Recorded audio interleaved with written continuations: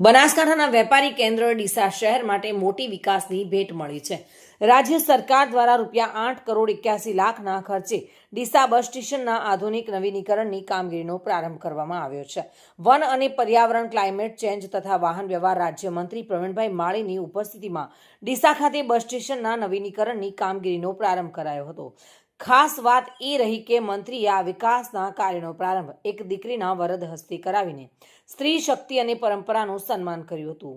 ₹8,81,00,000ના ખર્ચે તૈયાર થનારા આ નવા બસ સ્ટેન્ડ ટર્મિનલમાં મુસાફરો માટે 225 જેટલી બેઠક ક્ષમતા ધરાવતો વિશાળ waiting area, CCTV camera, public announcement system, high tech HVAC fan અને આધુનિક ફર્નિચર જેવી અનેક સુવિધાઓ ઉપલબ્ધ કરવામાં આવશે। આ ઉપરાંત પાર્કિંગ વિસ્તારમાં CC flooring, paver blocks, fencing અને ગાર્ડન ડેવલપમેન્ટ દ્વારા બસ સ્ટેશનની સંપૂર્ણ કાયાપલટ કરી દેવામાં આવશે।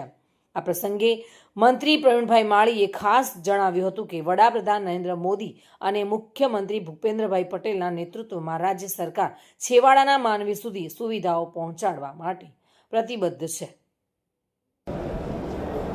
આજે બનાસકાંઠા જિલ્લાના જીએસઆરટીસી વિભાગ દ્વારા ડીસા બસ સ્ટોપને નવીનીકરણ એટલે 25 વર્ષ પહેલાં બનેલા બસ સ્ટેન્ડને નવીનીકરણ કરવાનું આજે ખાતમુહૂર્ત કર્યું।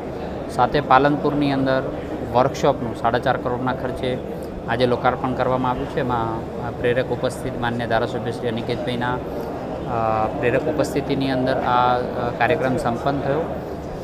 જીએસઆરટીસી લોકોની સુખાકારી માટે જે કંઈ સુવિધા ખૂટતી હોય તે કરવા માટે તત્પર છે અને એના જ ભાગરૂપે આજે ડીસાનું બસ સ્ટેશન અને જોડે પાલનપુરનું વર્કશોપનું આજે લોકાર્પણ કરવામાં આવ્યું છે।